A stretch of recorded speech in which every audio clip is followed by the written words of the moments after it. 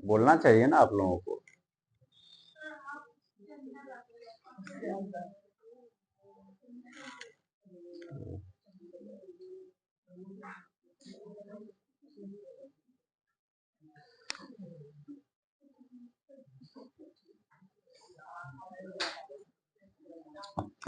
देखिए, तो क्या टॉपिक था हमारा? जर्मनी का एकीकरण। जर्मनी का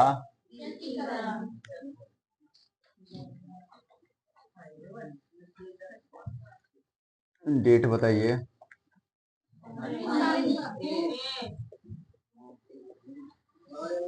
सुनिए,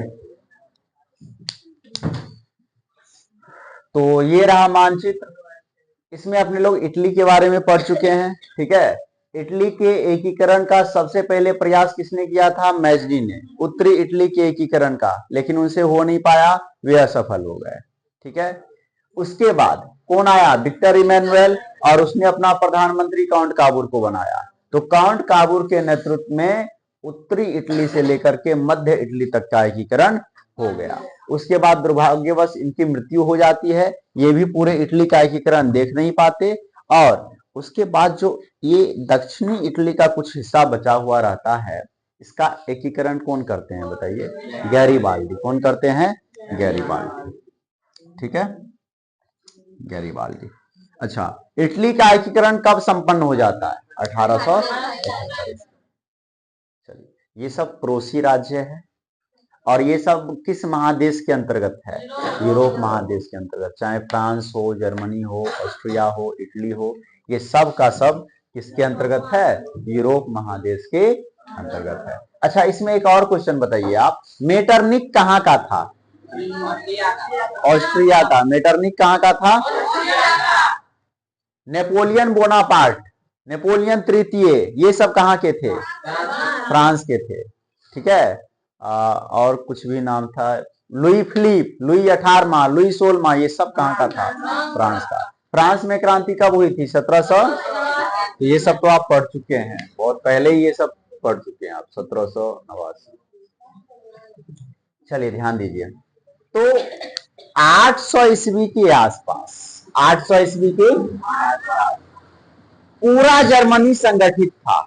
800 ईस्वी के आसपास पूरा जर्मनी संगठित, मतलब पूरा एक था, राजा एक ही थे जो पूरे जर्मनी पर शासन कर रहे थे, ठीक है। तो बहुत बड़ा क्षेत्र था, एक राजा के अंतर्गत पूरा जर्मनी संगठित था, पूरा जर्मनी एक था। लेकिन आधुनिक युग के आते आते, आधुनिक युग मतलब 1500 ईस्वी के बाद का समय, ठीक है। तो आधुनिक युग के आते आते जर्मनी का पूरा टुकड़ा टुकड़ा हो गया। जर्मनी का क्या हो गया बताइए? पूरा टुकड़ा टुकड़ा मच गया। कितना टुकड़ों में बट गया? लगभग 300 छोटे बड़े राज्यों में बट गया।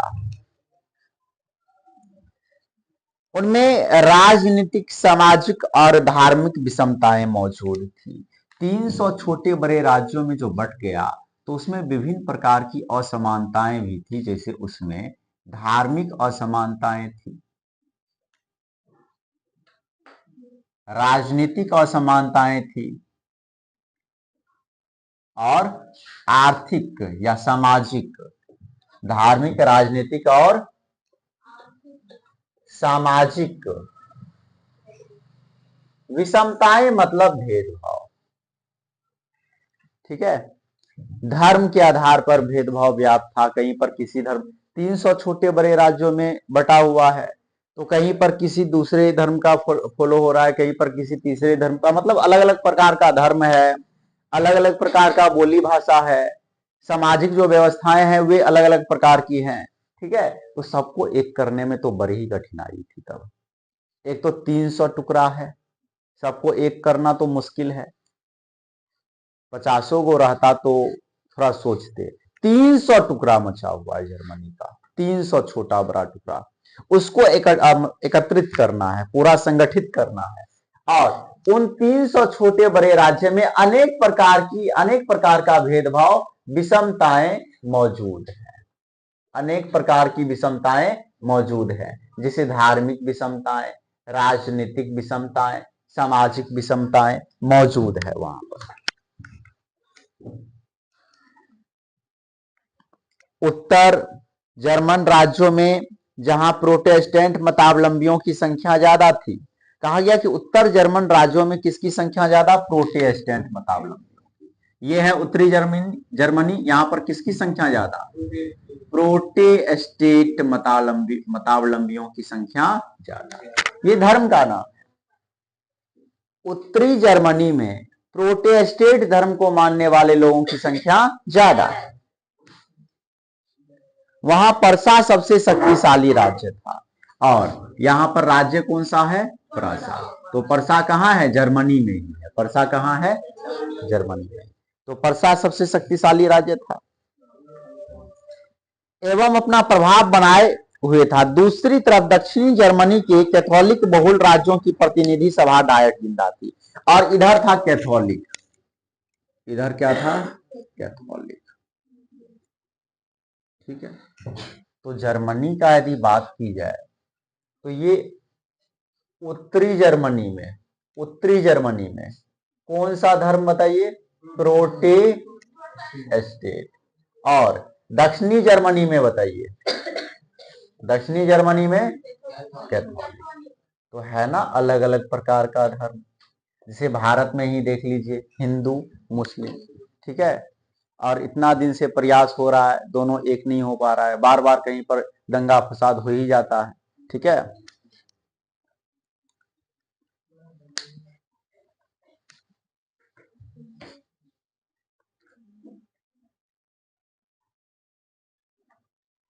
दूसरी तरफ दक्षिणी जर्मनी के कैथोलिक बहुल राज्यों की प्रतिनिधि सभा डायट जिंदा थी, जहां सभी मिलते थे। और यहां पर एक प्रतिनिधि सभा था, यहां पर एक प्रतिनिधि सभा था। दक्षिणी जर्मनी में एक प्रतिनिधि सभा, जिसे डायट कहा जाता था। क्या कहा जाता था? डायट। और यहां पर सभी लोग मिलते थे और विचार विमर्श चलता था। परंतु उनमें जर्मन राष्ट्रवाद की भावना का अभाव था, जिसके कारण एकीकरण का मुद्दा उनके समक्ष नहीं था। वस्तुतः जर्मन एकीकरण की पृष्ठभूमि निर्माण का श्रेय नेपोलियन बोनापार्ट को दिया जाता है, क्योंकि उसने 1806 ईस्वी में जर्मन प्रदेशों को जीतकर राइन राज्य संघ का निर्माण किया था, और यहीं से जर्मन राष्ट्रवाद की भावना धीरे धीरे बढ़ने लगी थी। नेपोलियन बोनापार्ट के कारण जर्मनी में राष्ट्रवाद की भावना जन्म ली है। जर्मनी में राष्ट्रवाद की भावना क्यों जन्म ली, या जर्मनी में राष्ट्रवाद की भावना का उदय क्यों हुआ? जर्मनी में राष्ट्रवाद की भावना का उदय क्यों हुआ? किसके कारण? तो नेपोलियन बोनापार्ट के कारण। किसके कारण बताइए? नेपोलियन बोनापार्ट के कारण। इसी के कारण जो है ना, ये 1806 ईस्वी में जर्मनी पर आक्रमण कर दिया था। नेपोलियन बोनापार्ट 1806 ईस्वी में जर्मनी पर आक्रमण कर दिया था, और इसी के और आक्रमण करके जर्मनी के कुछ क्षेत्रों को जीत करके जर्मन राइन नामक राज्य का निर्माण किया था। जर्मन राइन, जिस पर किसका कब्जा था? नेपोलियन का। नेपोलियन कहां का? फ्रांस का। ठीक है। तो फ्रांस ने कब्जा आक्रमण कर दिया था कब? 1806 ईस्वी। और जर्मनी के कुछ भागों को जीत करके, और उसका नाम क्या दिया? जर्मन राइन राज्य। जर्मन राइन राज्य। ठीक है। एग्जाम में क्वेश्चन पूछा जाता है कि जर्मनी के एकीकरण में क्या सब समस्याएं थी? जर्मनी के एकीकरण में क्या सब समस्याएं थी? तो हम लिखेंगे जर्मनी के एकीकरण में निम्नलिखित समस्याएं थी, जिसमें पहला, जर्मनी 300 छोटे बड़े राज्यों में बटा हुआ था पूरे जर्मनी में। दूसरा लिखेंगे, पूरे जर्मनी में धार्मिक, राजनीतिक और सामाजिक विषमताएं व्याप्त थी। और तीसरा, दक्षिणी जर्मनी में प्रतिनिधि सभा डायट जिंदा थी, जिसमें एकीकरण के भावना का अभाव था, राष्ट्रवाद की भावना का अभाव था। 3 कारण। जर्मनी के एकीकरण में क्या सब समस्याएं थी? पहला कारण बताइए, जर्मनी 300 छोटे बड़े राज्यों में बटा हुआ था। दूसरा कारण बताइए, पूरे जर्मनी में धार्मिक, राजनीतिक और सामाजिक विषमताएं व्याप्त थी। ठीक है। तीसरा कारण, प्रतिनिधि सभा डायट जिंदा थी जिसमें राष्ट्रवाद की भावना का अभाव था। तो ये 3 कारण है। ठीक है, क्वेश्चन पूछा हुआ है। एक और क्वेश्चन पूछा हुआ है कि जर्मन राइन राज्य का निर्माण किसने करवाया? Napoleon Bonaparte. जर्मन राइन राज्य का निर्माण किसने किया था? नेपोलियन बोनापार्ट ने। कब? 1806 ईस्वी। पूछा हुआ क्वेश्चन है ऑब्जेक्टिव में। ठीक है, आइए करेंगे, ध्यान दीजिएगा।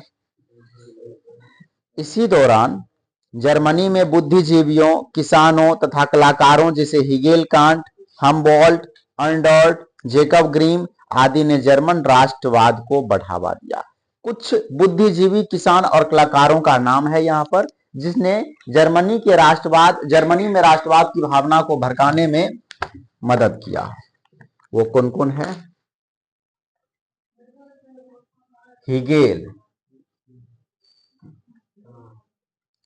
हिगेल कांट पूरा नाम है। और बताइए? हम्बोल्ट,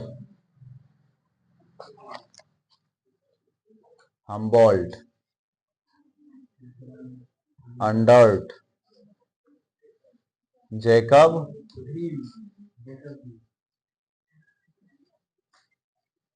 ये सब ऐसे व्यक्ति थे जिन्होंने जर्मनी में राष्ट्रवाद की भावना को फैलाने में मदद किया है, राष्ट्रवाद की भावना को भड़काने में मदद किया।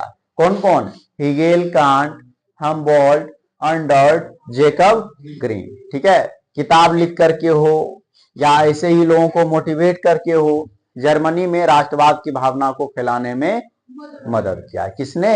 हिगेल, कांट, हम्बोल्ट, अर्नस्ट और जेकब ग्रीम। हिगेल ने ऐतिहासिक द्वंद्ववाद की व्याख्या करते हुए जर्मन राष्ट्रवाद के विकास में भूमिका निभाई। एग्जाम में पूछा हुआ क्वेश्चन है, ऐतिहासिक द्वंद्ववाद, ऐतिहासिक द्वंद्ववाद का सिद्धांत किसने दिया? ऐतिहासिक द्वंद्ववाद का सिद्धांत तो हिगेल ने। याद रहेगा? बताइए, ऐतिहासिक द्वंद्ववाद का सिद्धांत किसने दिया? हिगेल ने। ठीक है, हिगेल का पूरा नाम हिगेल कांट। ऐतिहासिक द्वंद्ववाद का सिद्धांत किसने दिया? हिगेल ने।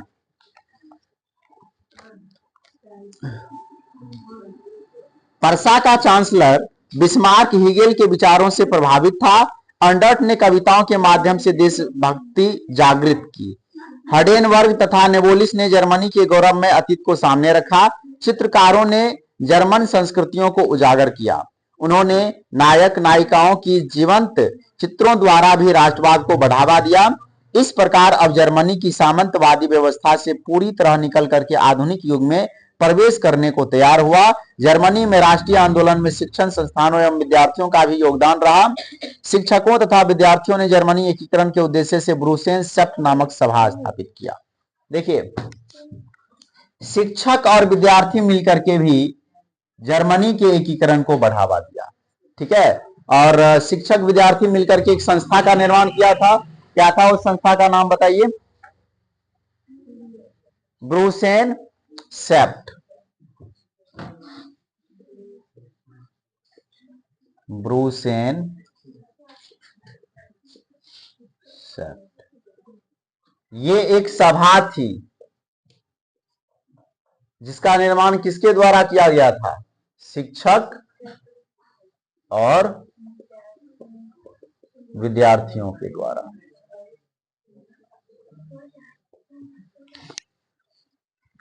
देखिए, जर्मनी का इतिहास आप देख रहे हैं। 800 ईस्वी के आसपास जर्मनी में कोई दिक्कत ही नहीं था। पूरा जर्मनी संगठित था, एक था जर्मनी। ठीक है, आधुनिक युग आते आते जर्मनी का टुकड़ा टुकड़ा मच गया। जर्मनी 300 छोटे बड़े राज्यों में बट गया और उन सभी में धार्मिक, राजनीतिक और सामाजिक विषमताएं व्याप्त थी। ठीक है, उत्तरी जर्मनी में प्रोटेस्टेंटों की संख्या ज्यादा थी, तो दक्षिणी जर्मनी में कैथोलिक धर्म के लोगों की संख्या ज्यादा थी। और सभा डायट भी जिंदा था, जहां सभी लोग मिलते थे, और इसमें राष्ट्रवाद की भावना का अभाव था। जर्मनी में राष्ट्रवाद की भावना का उदय कब हुआ? नेपोलियन बोनापार्ट जब आक्रमण कर दिया तब। नेपोलियन बोनापार्ट कहां का? फ्रांस का। आक्रमण कर दिया जर्मनी पर, कब? 1806 ईस्वी में, और कुछ भाग को जीत लिया, जर्मनी के कुछ हिस्से को, और उसका क्या नाम दिया? जर्मन राइन राज्य। जर्मन राइन राज्य। क्लियर है? चलिए, तो नेपोलियन बोनापार्ट के युद्ध के कारण ही अब जर्मनी में एकीकरण की भावना, राष्ट्रवाद की भावना का उदय हुआ है। राष्ट्रवाद की भावना का, और उस राष्ट्रवाद की भावना को और ज्यादा फैलाने का काम किसने किसने किया? हीगेल, कांट, हम्बोल्ट, अंडर्ट, जेकब ग्रीन, ठीक है। और इसके साथ ही शिक्षक और विद्यार्थी सब भी मिलकर के ब्रूसेनसेफ्ट नामक एक सभा का निर्माण किया, और इस सभा ने भी जर्मनी में राष्ट्रवाद की भावना को फैलाने का काम किया, ठीक है। इसी में एक क्वेश्चन बन रहा है कि ऐतिहासिक द्वंद्ववाद का सिद्धांत किसने दिया? हीगेल ने दिया, ठीक है। चलिए, इसके बाद है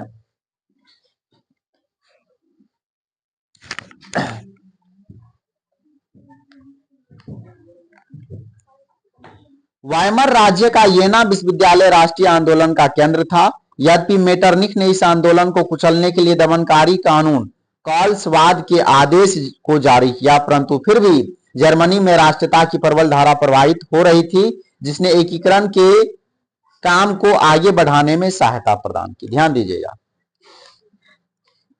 कहा गया राष्ट्रीय आंदोलन का जो केंद्र था वो था येना विश्वविद्यालय, जर्मनी का येना विश्वविद्यालय। जर्मनी में ही एक विश्वविद्यालय था, क्या नाम था उसका? येना विश्वविद्यालय। येना विश्वविद्यालय, ये क्या था? आंदोलन का केंद्र, मतलब यहां पर लोग सब जमा थे, आंदोलन के केंद्र, ठीक है। बिस्मार्क नहीं, मेटरनिख ने इस आंदोलन को कुचलने का काम किया। किसने? मेटरनिख। अब ये मेटरनिख कहां का था? मेटरनिख था ऑस्ट्रिया का, और इन्होंने इस आंदोलन को कुचलने का काम किया, दबाने का काम किया, ठीक है। क्योंकि ये ऑस्ट्रिया भी जो है ना, इसके कुछ भागों पर कब्जा करके रखा हुआ होगा, और इसलिए ऑस्ट्रिया नहीं चाहता था कि जर्मनी में राष्ट्रवाद की भावना का उदय हो, क्योंकि राष्ट्रवाद की भावना का उदय होगा तो ये जिस जगह को कब्जा करके रखा हुआ है वो तो वापस ले लेगा, ठीक है, और मारबो करेगा इसको। देखिए, एक कानून बनाया था कॉल्सवाद के आदेश। मेटरनिख ने एक कानून बनाया था, क्या कानून बनाया था? कॉल्सवाद के आदेश, ये कानून का नाम था, कॉल्सवाद के आदेश। इस कानून के द्वारा येना विश्वविद्यालय के में जो आंदोलन चल रहा था उस आंदोलन को दबाने का कार्य किया। इस परिप्रेक्ष्य में एकीकरण की आर्थिक परिस्थितियां भी निर्मित हो रही थी। 1834 में जर्मन व्यापारियों ने आर्थिक व्यापारिक समानता के लिए परसा के नेतृत्व में जालवेरिन नामक एक आर्थिक संघ बनाया, जिसके विषय में कहा जाता है कि इस संघ ने जर्मन क्षत्रिय आदतों को कुचलकर राष्ट्रवादी प्रवृत्तियों को बढ़ावा दिया। इसके बावजूद जर्मन राष्ट्रवादी अभी तक संगठित नहीं हो पाए थे। 1834 ईस्वी में जालवेरिन नामक एक संस्था की स्थापना हुई। जालवेरिन नामक एक संस्था, और ये जालवेरिन नामक जो संस्था थी ये थी किसकी? व्यापारियों की संस्था। किसकी संस्था? ये भी क्वेश्चन पूछा हुआ है कि जालवेरिन व्यापारियों की संस्था को क्या कहा गया है? जालवेरिन, ठीक है। या जालवेरिन नामक संस्था में कौन शामिल था? व्यापारी लोग, ठीक है, व्यापारी वर्ग के लोग। और इस संस्था का निर्माण कब हुआ? 1834 ईस्वी में। फ्रांस की 1830 की क्रांति ने जर्मन राष्ट्रवादी भावनाओं को कुछ हवा जरूर दी। सैक्सोनी, हनोवर आदि राज्यों में लोकतांत्रिक विद्रोह होने लगे, परंतु प्रसा और ऑस्ट्रिया ने मिलकर के इसे कुचल दिया। 1830 में फ्रांस में क्रांति हुआ था, याद है आपको? 1830 ईस्वी में, 1830 ईस्वी में फ्रांस में क्रांति हुआ था।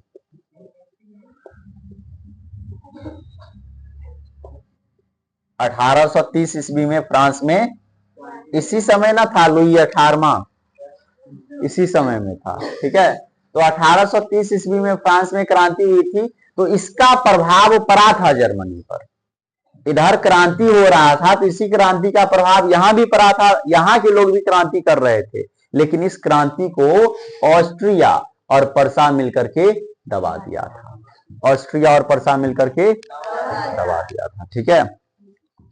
1848, और उसके बाद आपको पता है कि फ्रांस में 1830 के बाद 1848 में भी क्रांति हुआ था ना। चलिए, 1848 में जब क्रांति हुआ था तो उस समय फ्रांस का राजा कौन था? लुई फिलिप, ठीक है, और उसने ही अपना प्रधानमंत्री बनाया था गीजो को, ठीक है। चलिए,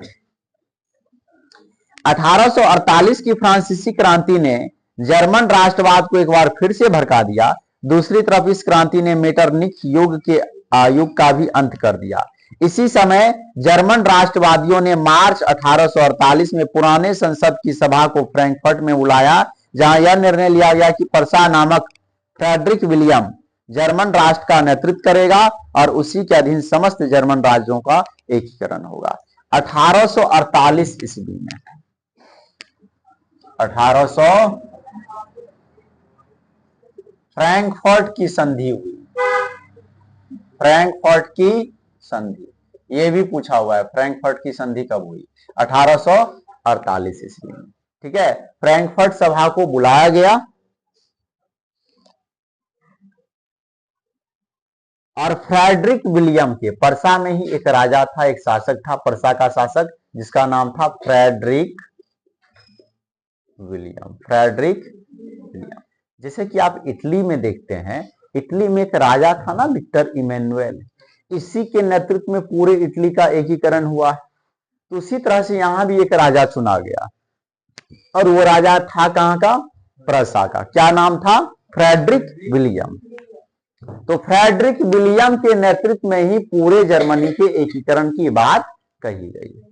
ऐसा प्लानिंग किया गया कि फ्रेडरिक विलियम के नेतृत्व में ही पूरे जर्मनी का एकीकरण होगा।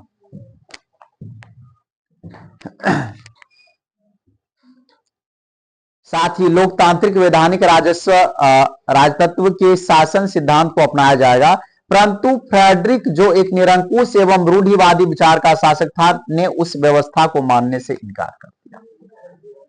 ये एक निरंकुश प्रवृत्ति का राजा था, निरंकुश, और राजतंत्र का पोषक। राजतंत्र का प्लानिंग ये किया गया था कि फ्रेडरिक विलियम के नेतृत्व में पूरे जर्मनी का एकीकरण होगा। फ्रेडरिक विलियम के नेतृत्व में पूरे जर्मनी का एकीकरण होगा और गणतंत्र की स्थापना होगी। किसकी स्थापना होगी? गणतंत्र की स्थापना होगी, ठीक है। इतना बात समझ में आ गया। ऐसा प्लानिंग किया गया। 1848 ईस्वी में फ्रैंकफर्ट की संधि हुई, उसमें ऐसा प्लानिंग किया गया कि परसा के शासक फ्रेडरिक विलियम के नेतृत्व में पूरे जर्मनी का एकीकरण होगा और गणतंत्र की स्थापना होगी। लेकिन ये राजा बढ़िया नहीं था, ये राजा था निरंकुश, जिस पर किसी का अंकुश नहीं हो, ठीक है, और ये था राजतंत्र का पोषक। तो ये इस चीज को मानने से इनकार कर दिया, ये इस चीज को मानने से इनकार कर दिया। ध्यान दीजिएगा।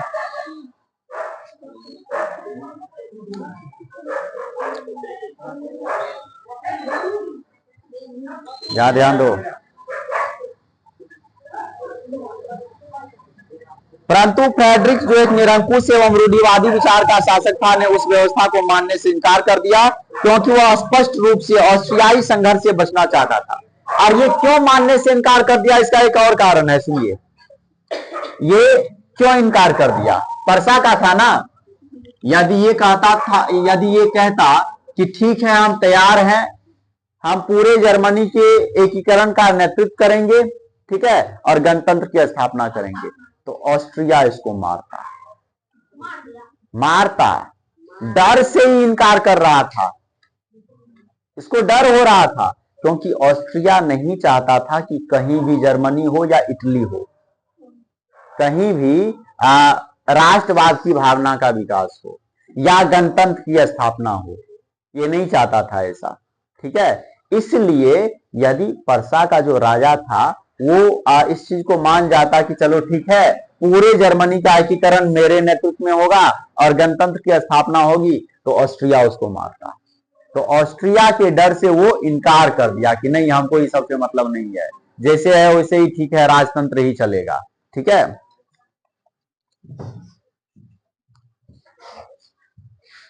दिक्कत हो गया, मान जाता तो एकीकरण हो जाता ना, ज्यादा पढ़ना भी नहीं पड़ता। जर्मनी के कुछ अन्य दक्षिणी राज्य भी एकीकरण के इस प्रस्ताव के विरोध में थे। इस गतिरोध के एकीकरण का मार्ग अवरुद्ध हो गया, साथ ही जर्मन राज्य में विद्रोह की स्थिति पैदा हो गई, जिसे ऑस्ट्रिया और परसा ने मिलकर के दबा दिया। मतलब एकीकरण का बात जो है ना, धीरे धीरे मंद पड़ गया। लोग खुद विद्रोह करना शुरू कर दिए, तो उस विद्रोह को दबा दिया कौन? ऑस्ट्रिया और परसा, दोनों मिलकर के विद्रोह को दबा दिया। गणतंत्र की स्थापना नहीं हो पाई, जर्मनी का एकीकरण नहीं हो पाया।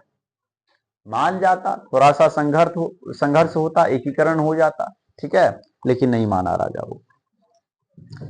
परसा अब तक समझ चुका था, ध्यान दीजिएगा, परसा इसको समझ में आ गया था। क्या समझ में आ गया था? सुनिए, परसा अब तक समझ चुका था कि जर्मनी का एकीकरण उसी के नेतृत्व में हो सकता है। इसको तो ये बात, क्योंकि जर्मनी का जो सबसे बड़ा और शक्तिशाली राज्य था वो यही था, परसा। तो परसा को ये बात समझ में आ गया था कि पूरे जर्मनी का एकीकरण सिर्फ मेरे ही नेतृत्व में हो सकता है। इसलिए लेकिन डरो होता था किससे? ऑस्ट्रिया से। इसको ये समझ में आ गया था कि मेरे ही नेतृत्व में पूरे जर्मनी का एकीकरण होगा, हम चाहेंगे तो होगा, नहीं चाहेंगे तो नहीं होगा। तो कौन नहीं चाहेगा कि हमारा साम्राज्य बहुत बड़ा हो जाए? इसको तो ऑफर मिल ना रहा था कि आप अपने पूरे, मतलब ये पूरे जर्मनी को समेट लीजिए, जो ये 300 टुकड़ा में बटा हुआ है सबको समेट लीजिए और अकेला आप राज्य कीजिए, ठीक है, और गणतंत्र की स्थापना कर दीजिए, लोग आप ही को चुनेंगे। यदि आप मेहनत करके जो ऐसा कीजिए, राजतंत्र को खत्म करके गणतंत्र लागू कीजिएगा, फ्रांस के हस्तक्षेप को हटा दीजिएगा, ऑस्ट्रिया के हस्तक्षेप को हटा दीजिएगा, तो लोग तो आप ही को चुनेंगे, ठीक है। इसको ये सारा बात समझ में आ चुका था, लेकिन दिक्कत था कि यदि साथ देता, मतलब एकीकरण की बात करता, गणतंत्र की स्थापना का बात करता, तो ऑस्ट्रिया पहले उसको मारता, ठीक है, क्योंकि कहीं ना कहीं जर्मनी में ये मजबूत है। जर्मनी तो बहुत ज्यादा टुकड़ा में बटा हुआ है, और उस टुकड़ा में सबसे बड़ा टुकड़ा ये है और ये मजबूत भी है, लेकिन ऑस्ट्रिया से तो है छोटा ही ना। पूरा जर्मनी का बात करेंगे तब ना ऑस्ट्रिया से बड़ा होगा, तो पूरा जर्मनी तो टुकड़ा टुकड़ा में बटा हुआ है ना। ऑस्ट्रिया को इस चीज का डर भी था कि पूरा आपस में यदि मिल जाएगा तो हमसे भी बड़ा शक्तिशाली बन जाएगा जर्मनी। बात समझे ना, इसलिए नहीं चाहता था कि राष्ट्रवाद की भावना का विकास हो। तो आप समझ गए कि परसा अब तक समझ चुका था कि यदि जर्मनी का एकीकरण होगा वो मेरे ही नेतृत्व में होगा। परसा का राजा कौन? परसा का राजा फ्रेडरिक विलियम। बोलो बुआ, परसा का राजा फ्रेडरिक विलियम। इसको ये बात समझ में आ गई थी, ठीक है। अब ये सपना देख रहा होगा कि हम महाराजा बनेंगे, देखिए। इसलिए उसने अपनी सैन्य शक्ति बढ़ानी शुरू कर दी। चलिए, तैयारी शुरू कर दिया है। चुपके चुपके से तैयारी शुरू कर दिया है, अपना सेना बढ़ाना शुरू कर दिया है। इसी बीच फ्रेडरिक का देहांत हो गया और उसका भाई विलियम प्रसा का शासक बना। लेकिन हुआ क्या, समझ में तो आ गया था इसको बात, फ्रेडरिक विलियम को सैन्य शक्ति को बढ़ाना भी शुरू कर दिया, सेना बढ़ाना शुरू कर दिया, लेकिन बेचारे की मौत हो गई किसी कारणवश, बेचारे की मौत हो गई। तब उसका भाई राजा बना, इसकी मौत हो गई, मृत्यु हो गई, और राजा कौन बना, फ्रेडरिक विलियम का भाई, सीधे नाम था विलियम, फ्रेडरिक विलियम का भाई विलियम। तो प्रसा का नयका शासक कौन बना है, विलियम। अब ये पूरा जोश के साथ जो है ना सैन्य शक्ति को बढ़ाएगा और जर्मनी के एकीकरण में महत्वपूर्ण भूमिका निभाएगा। ध्यान दीजिएगा, विलियम राष्ट्रवादी विचारों का पोषक था, बहुत बढ़िया, राष्ट्रवादी विचारों का पोषक था, राष्ट्रवादी विचारों का पोषक था। उसके सुधारों के फलस्वरूप जर्मनी में औद्योगिक क्रांति की हवा तेज हो गई, साथ ही आधारभूत संरचनाओं में भी काफी सुधार हुए, जिससे जर्मन राष्ट्रों को एकता के सूत्र में बांधने के प्रयास तेज हुए। विलियम के एकीकरण के उद्देश्यों को ध्यान में रख करके महान कूटनीतिज्ञ बिस्मार्क को अपना चांसलर नियुक्त किया, और विलियम ने अपना चांसलर किसे बनाया, बिस्मार्क को। ये विलियम ने अपना चांसलर किसे बनाया, बिस्मार्क। और ये बिस्मार्क भी महाकूटनीतिज्ञ था, षड्यंत्रकारी, चालबाज। जिस प्रकार से इधर कौन था, काउंट काबू, सेम वैसे ही कौन है, बिस्मार्क ना, बिस्मार्क कूटनीतिज्ञ था, ठीक है, षड्यंत्रकारी। तो चलिए आप पढ़ने वाले हैं अपने लोग इसके बारे में, बिस्मार्क के बारे में, ठीक है। चलिए बोर्ड को साफ कीजिए।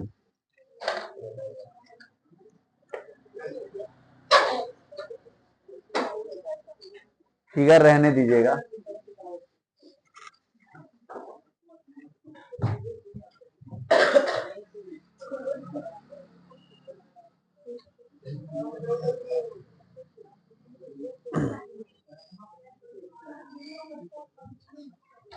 ठीक है,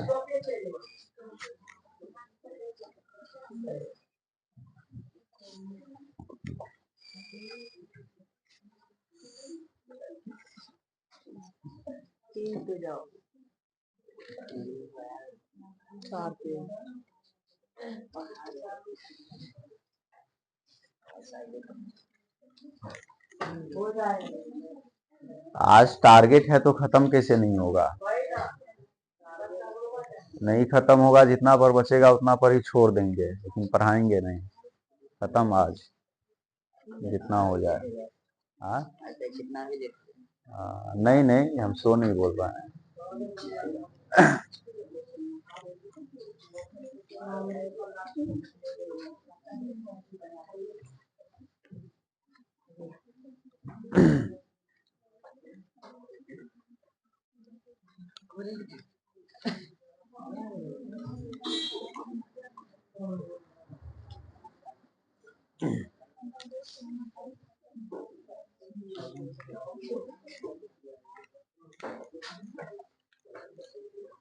तो चलिए बताइए, बिस्मार्क ने अपना चांसलर किसे बनाया, नहीं बिस्मार्क ने नहीं, विलियम ने, विलियम ने अपना चांसलर किसे बनाया, बिस्मार्क। बिस्मार्क महान कूटनीतिज्ञ है, षड्यंत्रकारी, चालबाज है। देखते हैं वो जर्मनी का एकीकरण कर पाता है कि नहीं, ठीक है। चलिए तो किसके बारे में पढ़ेंगे, बिस्मार्क के बारे में।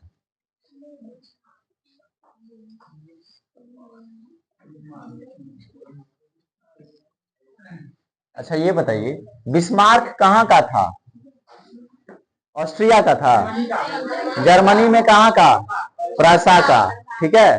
विलियम का चांसलर।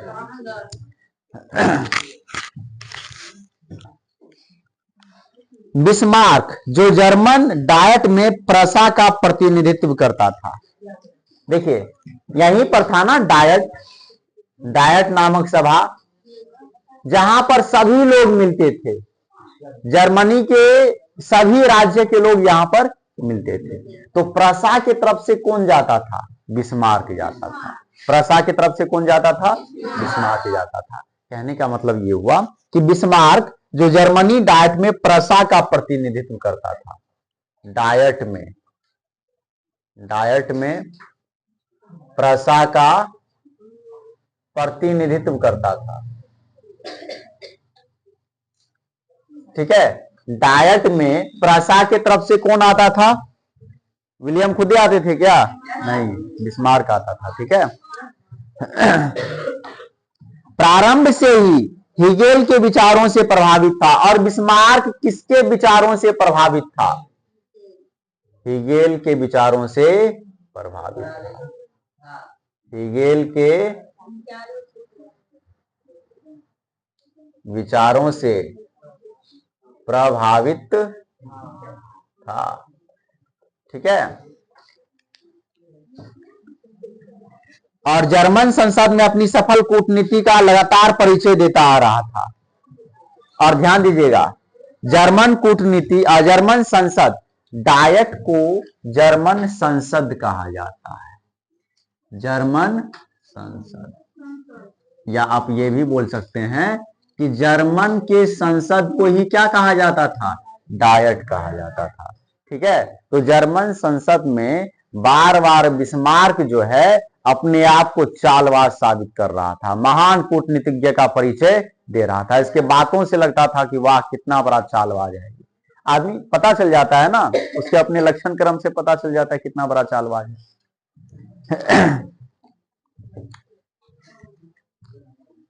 या उसकी कूटनीतिक सफलता थी कि चाहे उदारवादी राष्ट्रवादी हो या कट्टरवादी राष्ट्रवादी, सभी उसे अपने विचारों का समर्थक समझते थे। बिस्मार्क जर्मन एकीकरण के लिए सैन्य शक्ति को महत्व को समझता था। अतः उसने रक्त और लौह की नीति का, बहुत ही महत्वपूर्ण क्वेश्चन यहां से बनता है कि रक्त एवं लौह की नीति का अवलंबन, रक्त एवं लौह, रक्त एवं लौह की नीति का अवलंबन किसने किया था? बताइए। बिस्मार्क। रक्त एवं लौह की नीति का अवलंबन किसने किया था? बिस्मार्क ने। कई बार एग्जाम में पूछा हुआ है और आपके ऑब्जेक्टिव में भी है। ठीक है, किताब के ऑब्जेक्टिव में रक्त एवं लौह की नीति का अवलंबन किसने किया था? बिस्मार्क ने। याद हो गया? बताइए, रक्त एवं लौह की नीति का अवलंबन किसने किया था?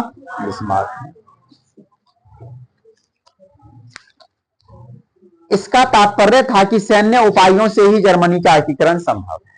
और रक्त एवं लौह की नीति के अवलंबन का मतलब यह हुआ कि सैन्य उपाय से, सैन्य शक्ति से ही, सैन्य शक्ति से ही या सैन्य शक्ति के द्वारा ही जर्मनी का एकीकरण संभव है। बिना सैन्य शक्ति के जर्मनी का एकीकरण संभव नहीं है, क्योंकि इधर से ऑस्ट्रिया कुछ जर्मनी के कुछ हिस्सा पर कब्जा करके रखा हुआ, मतलब इस जर्मनी पर ऑस्ट्रिया का हस्तक्षेप है, फ्रांस का हस्तक्षेप है। इसलिए बिना सेना काम नहीं चलेगा, क्योंकि जब तक इसको मारा पीटा नहीं जाएगा तब तक इसका हस्तक्षेप खत्म नहीं होगा। उसने अपने देश में अनिवार्य सैन्य सेवा लागू कर दी। कालांतर में उसने 1830 की ऑस्ट्रिया, अच्छा अनिवार्य सैन्य सेवा कहने का मतलब क्या हुआ? ज्यादा से ज्यादा सेना में भर्ती लेने लगा। कभी कभी भर जाता है ना भारत सब में सेना में भर्ती, ठीक है, तो वही है, अनिवार्य सैन्य सेवा लागू कर दिया। क्या लागू कर दिया? अनिवार्य। खूब बढ़ाया अपने सेना को, सैन्य शक्ति को खूब बढ़ा लिया।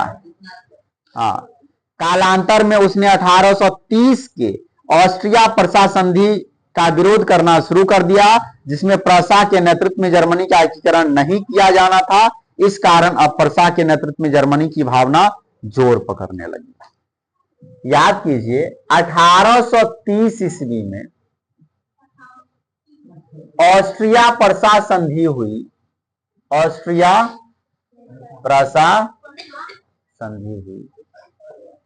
इस संधि में, ऑस्ट्रिया प्रसा संधि में ये बातें कही गई कि प्रसा जो है, प्रसा को मतलब ये लोग ऑफर दे रहे थे ना, इधर के आदमी, जर्मनी का आदमी, कि आप ही के नेतृत्व में पूरे जर्मनी का एकीकरण होगा, आप साथ दीजिए, ठीक है। लेकिन ये मना कर दिया था, क्यों? ऑस्ट्रिया के कारण, क्योंकि मना नहीं करेंगे तो ये मारेगा, बात समझे ना। लेकिन अब विरोध करना शुरू कर दिया है, अब खुल के आ गया कि हाँ, मेरे ही नेतृत्व में पूरे जर्मनी का एकीकरण होगा। बिस्मार्क ने अपनी नीतियों से प्रसा का सुदृढ़ीकरण किया और इस कारण प्रसा ऑस्ट्रिया से किसी भी मायने में कम नहीं रहा। सबसे पहले तो प्रसा को ही मजबूत बनाया, पूरे प्रसा को खूब बढ़िया से मजबूत बनाया, सैन्य शक्ति को बढ़ा दिया। अब अकेला एक प्रसा तैयार है ऑस्ट्रिया से टकराने के लिए। पूरा जर्मनी का तो बात छोड़िए, धीरे धीरे एकीकरण तो होगा ही, लेकिन अभी सिर्फ अब प्रसा तैयार है किससे टकराने के लिए? ऑस्ट्रिया से टकराने के लिए। और किसके बलबूते? मतलब बिस्मार्क के कारण, बात समझे ना। बिस्मार्क ही ना ऐसा कर रहा है, सैन्य शक्ति सबको बढ़ाया है। तब बिस्मार्क ने ऑस्ट्रिया के साथ मिलकर के 1864 ईस्वी में सैल्ज़बर्ग और होल्स्टीन राज्यों के मुद्दे को लेकर के डेनमार्क पर आक्रमण कर दिया। अच्छा, बिस्मार्क ने ऑस्ट्रिया के साथ मिलकर के, ये बिस्मार्क यहां का है, ऑस्ट्रिया के साथ मिलकर के किस पर आक्रमण किया बताइए? सैल्ज़बर्ग और होल्स्टीन नामक राज्य पर 1864 ईस्वी में। प्रसा और ऑस्ट्रिया ये दोनों मिलकर के, क्योंकि अब ये भी किसी मामले में कम नहीं था, पहले इसके सामने झुका हुआ रहता था, बात समझे ना।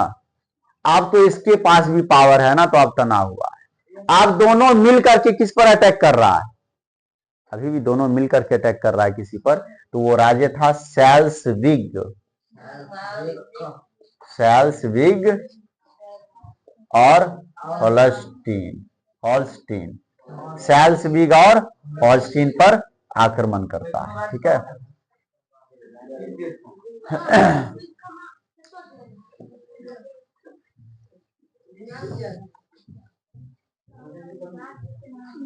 सुनिए, पता चल जाएगा।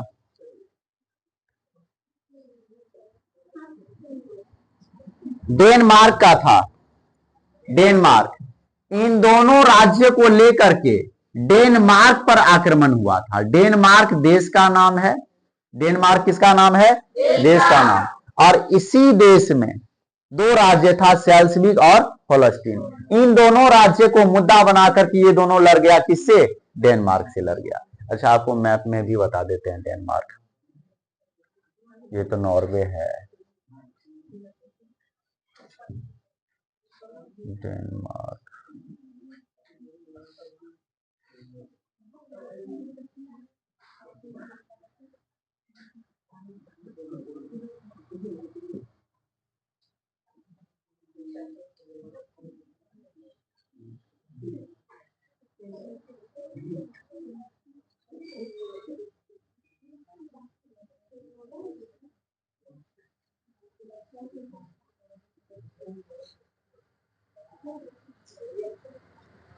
होगा कहीं आसपास में ही। तो प्रसा और ऑस्ट्रिया दोनों मिलकर के किस पर अटैक किया? डेनमार्क पर। किस राज्य को लेकर के? सैल्ज़बर्ग और होल्स्टीन राज्य को मुद्दा बना करके, और जीत भी गया।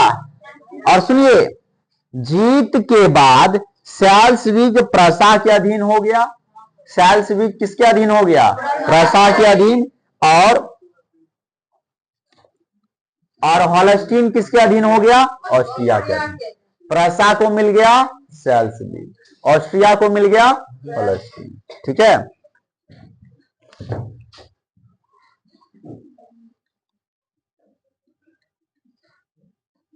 हाँ ये है डेनमार्क, यहाँ पे जर्मनी के ठीक ऊपर ये है जर्मनी और यहाँ पे है डेनमार्क, छोटा ही है, ये है डेनमार्क। और यहीं पर दो राज्य था, ठीक है। तो दोनों राज्य को जीता कौन कौन मिलकर के, प्रसा और ऑस्ट्रिया मिलकर के। तो एक राज्य ले लिया प्रसा और एक राज्य ले लिया ऑस्ट्रिया। प्रसा को मिला सेल्सविक और ऑस्ट्रिया को मिला होल्स्टीन। चूंकि इन दोनों राज्यों में जर्मनों की संख्या ज्यादा थी, इन दोनों ही राज्य में, यहां पर भी और यहां पर भी, दोनों ही राज्य में जर्मनों की संख्या ज्यादा थी। किसकी संख्या ज्यादा थी? अतः प्रसा ने जर्मन राष्ट्रवादी भावना को भड़का करके विद्रोह फैला दिया, जिसे कुचलने के लिए ऑस्ट्रिया की सेना को प्रसा के छत्र को पार करते हुए जाना था और प्रसा ने ऑस्ट्रिया को ऐसा करने से रोक दिया। देखिए बिस्मार्क का कूटनीति आप प्रथम बार, पहली बार देखिए क्या करता है। हाँ, पहला बार अपने कूटनीति का परिचय दे रहा है आप लोगों के सामने। सबसे पहले तो अपने सैन्य शक्ति को बढ़ाया, ये तो गुप्त रूप से किया, ठीक है। सैन्य शक्ति को बढ़ाते बढ़ाते ये भी पावरफुल हो गया ऑस्ट्रिया के जैसे, जितना ये था उतना ये भी हो गया। फिर दोनों मिलकर के बोला कि ये बिस्मार्क इसको कहा चलो दोनों मिलकर के इन दोनों राज्य पर अटैक करते हैं, एक तुम ले लेना एक हम ले लेंगे, ठीक है। दोनों मिलकर के अटैक भी किया डेनमार्क पर, जीत भी गया सेल्सविक को और होल्स्टीन को। और जीत जाने के बाद अब सुनिए, यहां भी जर्मन की संख्या ज्यादा थी और यहां भी जर्मन की संख्या, ये तो था ऑस्ट्रिया का और ये था प्रसा का, प्रसा का ही है बिस्मार्क, ठीक है। अब जब देखा कि दोनों जगह जर्मन की संख्या ज्यादा है तो दोनों जगह राष्ट्रवाद नामक भावना को फैला दिया, किसी तरह से भड़का दिया, लोगों को भड़का दिया। किसके खिलाफ? ऑस्ट्रिया के खिलाफ। बिस्मार्क जो था वो ये तो इसका था ही, और ये ना है होल्स्टीन में जो है लोगों को भड़का दिया ऑस्ट्रिया के खिलाफ। अब ऑस्ट्रिया के खिलाफ भड़का दिया तो जो भी ऑस्ट्रियाई सेना यहां सब था उसको खूब मार मारा यहां के लोग, और भड़काया कौन? बिस्मार्क, ठीक है। तो जो भी ऑस्ट्रियाई सेना थी उसको खूब मार मारा। अब और ज्यादा ऑस्ट्रियाई सेना जाता तब ना युद्ध को दबाता, वहां पर आंदोलन को दबाता और उस जगह को कब्जा करके रखता ऑस्ट्रिया। तो सेना भेजने के लिए जाना था इसी होकर के, परसा होते हुए। परसा साफ इनकार कर दिया कि हम नहीं जाने देंगे। हाँ बताइए, खुल करके विरोध कर दिया कि हम यहां से होकर के जाने नहीं देंगे। तब तक तो इधर खूब मार मारा उसको, बात समझे ना। और बाकी फिर से बाद में क्या हुआ, ये दोनों राज्य किसमें मिल गया? प्रसा में मिल गया, ये दोनों राज्य प्रसा में मिल गया। तो देख रहे हैं प्रसा अपना शक्ति जो है धीरे धीरे बढ़ाता जा रहा है। यद्यपि बिस्मार्क की नीति के अंतर्गत ऑस्ट्रिया से युद्ध करना अवश्य संभावित था, परंतु वह ऑस्ट्रिया को आक्रमणकारी साबित करना चाहता था। अतः पूर्व में ही उसने फ्रांस से समझौता कर लिया। अब प्रसा को पता था कि अब जो है ऑस्ट्रिया कभी ना कभी तो मुझसे युद्ध करेगा और मारेगा मुझे, इसलिए ना सेना सब भी बढ़ा रहा था और राज्य भी बढ़ा रहा, छत्र भी बढ़ा रहा। लेकिन फिर भी कहीं ना कहीं जो है मन में डर था, ये लड़ेगा मारेगा हमको, बहुत ज्यादा जान माल का नुकसान होगा। इसलिए ये संधि कर लिया था फ्रांस से। किससे संधि कर लिया था? फ्रांस से। ऐसा ही ना इटली का किया था काउंट काबूर, फ्रांस से संधि कर लिया था, इसको खूब मार मारा था। अब वही कर रहा है ये भी, ठीक है। बिस्मार्क संधि किससे कर लिया है? फ्रांस से, क्योंकि बिस्मार्क को पता था कि कभी ना कभी ये आएगा हमसे लड़ने के लिए, ठीक है। देखिए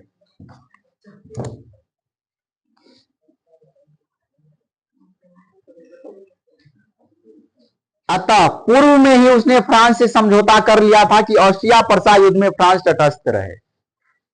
ये बोला, बिस्मार्क बोला कि आपसे मुझे सेना सब नहीं चाहिए, आपको मेरा साथ भी नहीं देना, कोई मतलब हमको साथ नहीं चाहिए। बस आप ये करें कि जब हम दोनों में युद्ध होगा प्रसा और ऑस्ट्रिया के बीच, तो आप किसी के मेरे पक्ष में नहीं आइएगा तो उसके भी पक्ष में नहीं आइएगा, आप जो है युद्ध से अलग ही रहिएगा, ठीक है। और इसके लिए उसने फ्रांस को कुछ छत्र भी देने का वादा किया। बताइए, ये वो लोभ दे रहा है, फ्रांस को समझना चाहिए, ये वो लोभ दे करके भगा दिया था, बात समझे ना। हाँ, और ये भी लोभ दे रहा है, तो है लोभ ही, वो मान जाता है। ठीक है, देखिए बिस्मार्क ने इटली के शासक, और सुनिए, बिस्मार्क ने इटली के शासक विक्टर इमैनुअल से भी संधि कर ली, जिसके अनुसार ऑस्ट्रिया प्रसा युद्ध में इटली को ऑस्ट्रियाई छत्रों पर आक्रमण करना था। और सुनिए कितना बड़ा प्लानिंग है इसका। एक तो फ्रांस को बोल दिया कि आप अलग हैं, अलगे रहिएगा, ठीक है, युद्ध में नहीं आइएगा।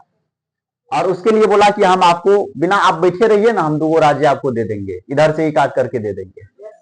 ठीक है, और सुनिए, और ये बिस्मार्क जो था प्रसा, ये इटली का शासक कौन था? Victor Emmanuel. पूरा इटली का पूरा मजबूत है। ये बोला कि जैसे ही हम इससे लड़ेंगे ना, इसका सेना आएगा हमको मारने के लिए, तो आप ऑस्ट्रिया में घुस जाइएगा अपना पूरा सेना लेकर के। पूरा प्लानिंग फिक्स है उसका। इसका सेना, मान लीजिए इधर जितना भी सेना है, सब सेना इधर आ जाएगा, इधर आ जाएगा, इधर सबसे सेना पूरा खाली, सब आएगा इधर से लड़ने के लिए, किससे? परसा से। इधर हो जाएगा जगह खाली। तो बोल दिया, इसको पहले ही बता दिया कि युद्ध होने वाला है, इधर से जो है ऑस्ट्रिया सेना सब इधर ले आएगा, तो जैसे ही इधर जगह खाली होगा ना, तो आप अटैक कर दीजिएगा मौका मिलते ही। ये अटैक करेगा इधर, इसको तो हम मारवे करेंगे, ठीक है, आप इधर से अटैक कर दीजिएगा। विक्टर इमैनुअल को सिखा दिया। ठीक है, चलिए, अब विक्टर इमैनुअल जो है पहले से गुस्सा में होगा इसके प्रति, क्योंकि यही तो इटली का एकीकरण होने नहीं दे रहा था। कितना बार लड़ाई झगड़ा भी हुआ है। ठीक है, देखिए अंततः अपने अपमान से क्षुब्ध ऑस्ट्रिया ने 1866 में प्रसा के खिलाफ सेडोवा में युद्ध की घोषणा कर दी। 1866 ईस्वी में, ध्यान दीजिए, 1866 ईस्वी में ऑस्ट्रिया और परसा के बीच युद्ध हो गया। ऑस्ट्रिया और परसा के बीच युद्ध हो गया। ऑस्ट्रिया ने युद्ध की घोषणा कर दी 1866 में, और इसे ही कहा जाता है सेडोवा का युद्ध। कौन सा युद्ध? सेडोवा का युद्ध। ध्यान दीजिएगा, ऑस्ट्रिया दोनों तरफ से युद्ध में फंस करके बुरी तरह से पराजित हो गया। इस तरह ऑस्ट्रिया का जर्मन छत्रों पर से प्रभाव समाप्त हो गया, और इस तरह जर्मनी एकीकरण का 2/3 कार्य पूरा हो गया। ऑस्ट्रिया दोनों तरफ से हारा। ये तो युद्ध का घोषणा किया इसके खिलाफ ना, सेना पूरा गया इधर इससे लड़ने के लिए, इधर से ई अटैक कर दिया, बात समझे ना। तो इधर से भी ऑस्ट्रिया हारा और इधर से भी हारा। इधर से कुछ क्षेत्र को अब जो है परसा मिला लिया है अपने में, इधर से कुछ क्षेत्र को परसा अपने में मिला लिया, और इधर से इटली भी जो ऑस्ट्रिया का कुछ क्षेत्र अपने में मिला लिया, बात समझे ना। हाँ, और इस तरह से लगभग इधर 2/3 काम पूरा हो गया। 2/3 जर्मनी का एकीकरण हो गया। पूरे 3 भाग में 2 भाग का एकीकरण हो गया। किसके नेतृत्व में? विलियम के नेतृत्व में। और किसके द्वारा? बिस्मार्क के द्वारा। ठीक है, चलिए अब आइए, शेष जर्मनी के एकीकरण के लिए फ्रांस के साथ युद्ध करना। अब बचा था इधर का क्षेत्र, और इधर के क्षेत्र के लिए अब फ्रांस से युद्ध करना था, बात समझे ना। अब तो ये मजबूत हो गया है ना, इसको लोभ दे रहा था पहले, इधर का कुछ क्षेत्र सब भी दे दिया था कि आप ले लीजिए। कुछ क्षेत्र पर ये पहले से कब्जा कर रखा था, और कुछ क्षेत्र इसको दे दिया था। अब जब 2/3 का एकीकरण हो गया, बचा हुआ है सिर्फ इधर का भाग, जहां पर किसका कब्जा? फ्रांस का कब्जा। अब सोचा कि अब रुको, अब तुमको मारेंगे। ठीक है, अब इसको मार करके जो है इधर का भी एकीकरण कर लेगा। ऐसा ही हुआ था, इटलियों ने मारा था उसको। ठीक है, चलिए, पहले वो लोभ दे करके उसको अपने साथ कर लिया, और इधर का राज्य दे दिया था, अब बाद में फिर युद्ध करके वापस ले लिया। सुनिए, क्योंकि जर्मनी के दक्षिणी रियासतों के मामले में फ्रांस हस्तक्षेप कर सकता था। इसी समय स्पेन की राजगद्दी का मामला उभर गया, जिस पर पर्सा के राजकुमार की स्वाभाविक दावेदारी थी, परंतु फ्रांस ने इस दावेदारी का खुलकर के विरोध किया और पर्सा से इस संदर्भ में एक लिखित वादा किया। बिस्मार्क ने इस बात को तोड़ मरोड़ करके प्रेस में जारी कर दिया। फलस्वरूप जर्मन राष्ट्रवादियों ने इसका खुल करके विरोध किया। इधर ही कहीं था स्पेन, कहीं पर होगा स्पेन, ठीक है। तो स्पेन का राजगद्दी खाली हो गया था, उस राजगद्दी पर बैठने का अधिकार पर्सा के राजकुमार को था। दावेदारी, इसका दावा बन रहा था उस पर बैठने का। फ्रांस विरोध करने लगा कि नहीं, वो क्यों बैठेगा इस राजगद्दी पर, नहीं बैठेगा वो। बिस्मार्क ने इस बात को तोड़ मरोड़ करके पूरे जर्मनी के जनता के सामने पेश किया कि फ्रांस ऐसा ऐसा कर रहा है, विदेशी होकर के अपने देश में मतलब कैसे क्या होगा वो, मतलब तोड़ मरोड़ करके बात जो है पब्लिक के सामने पेश किया। पूरा पब्लिक भड़क गया, किसके विरुद्ध? फ्रांस के विरुद्ध, ठीक है। देखिए, इससे चिढ़ करके 19 जून 1870 को फ्रांस के शासक नेपोलियन ने पर्सा के खिलाफ युद्ध की घोषणा कर दी। अब देखिए 1870 में 19 जून 1870 में नेपोलियन है ना था वहां का, नेपोलियन युद्ध का घोषणा कर दिया। किसके किसके बीच? फ्रांस और प्रसा के बीच। ये फ्रांस का था, प्रसा के विरुद्ध युद्ध की घोषणा कर दी। और इसे ही कहा जाता है सेडोन का युद्ध। क्या कहा जाता है? ये दोनों आपको पता होना चाहिए, सेडोबा का युद्ध और सेडोन का युद्ध। आपके ही किताब में खाली स्थान में ये क्वेश्चन पूछा हुआ है, ठीक है। चलिए,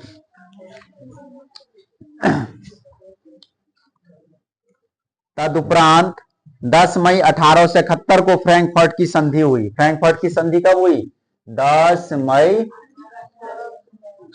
1871 को क्या हुआ? फ्रैंकफर्ट की संधि हुई। फ्रैंकफर्ट की संधि, ठीक है। दोनों राष्ट्रों के बीच शांति स्थापित हुआ। इस प्रकार सेडोन के युद्ध में ही, और ये क्वेश्चन भी जो अभी लाइन पढ़ने वाले हैं, इस लाइन से एक क्वेश्चन तो यहां से, फ्रैंकफर्ट की संधि कब हुई? 1871 में पूछा हुआ क्वेश्चन है, अभी ऑब्जेक्टिव में देखेंगे, ठीक है। और इसके बाद सुनिएगा, जो लाइन आगे पढ़ने वाले वहां से भी खाली स्थान में पूछा गया है। इस प्रकार सेडोन के युद्ध में ही एक महाशक्ति, किस युद्ध में? सेडोन के युद्ध में। सेडोन के युद्ध में ही एक महाशक्ति के पतन पर दूसरी महाशक्ति जर्मनी का उदय हुआ। किस युद्ध में एक महाशक्ति के पतन के बाद दूसरी महाशक्ति जर्मनी का उदय हुआ? सेडोन के युद्ध में, ठीक है।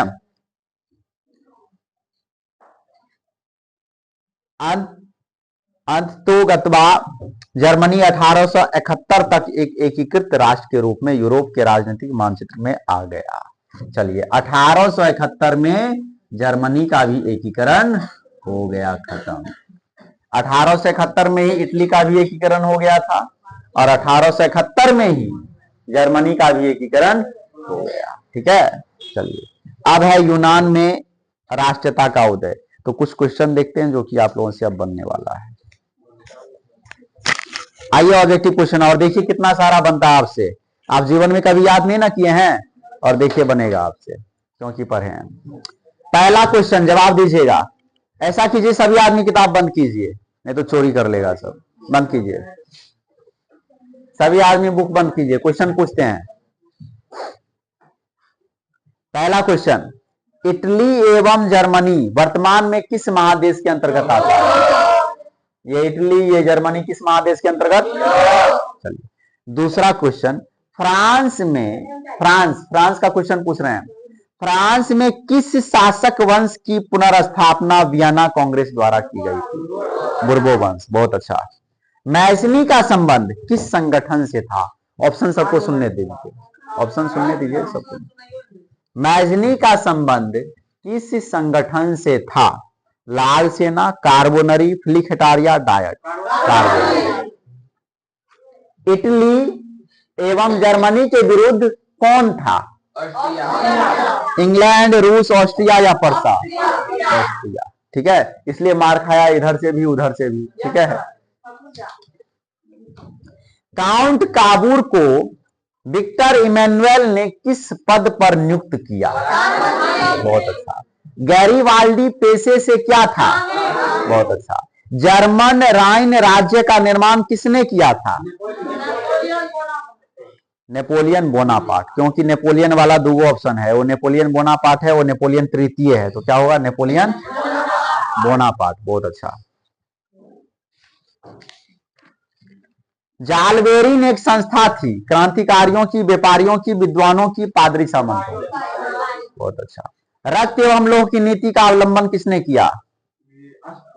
बिस्मार्क ने। फ्रैंकफर्ट की संधि कब हुई? 1878 ईस्वी में। यूरोप, अच्छा ये दो अभी नहीं पढ़ाए हैं। और बताइएगा, डाइस के, सुनिए क्वेश्चन ध्यान से, डाइस खाली स्थान वाला है। डाइस के युद्ध में ही एक महाशक्ति के पतन पर दूसरी महाशक्ति जर्मनी का उदय हुआ। डाइस के युद्ध में ही, डाइस के युद्ध में ही एक महाशक्ति के पतन पर दूसरी महाशक्ति जर्मनी का जन्म हुआ। सेडोन, सेडोन बतलाए थे ना, सेडोन के युद्ध में। सेडोवा का युद्ध किसके किसके बीच हुआ? 1848 ईस्वी की फ्रांसीसी क्रांति ने किस युग का अंत कर दिया? मेटरनिक युग का। वेटिकन सिटी के राजमहल, अच्छा, वेटिकन सिटी के राजमहल जहां डाइस रहते थे, जो इटली के डाइस से बचा रहा। वेटिकन सिटी के राजमहल में कौन रहता था? पोप रहता था, वो इटली के एकीकरण से बचा रहा। पूरे इटली का एकीकरण हो गया, लेकिन जहां उसका महल था ना, वो बचा हुआ रहा था। चलिए, तो सारा क्वेश्चन तो बन रहा है आप लोगों से। आइए अब पढ़ने वाले यूनान में राष्ट्रीयता का उदय।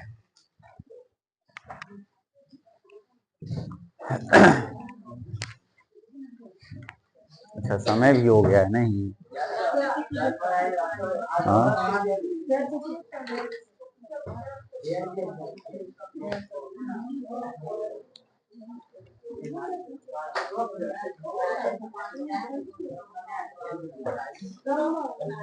एक से दो क्लास और होगा।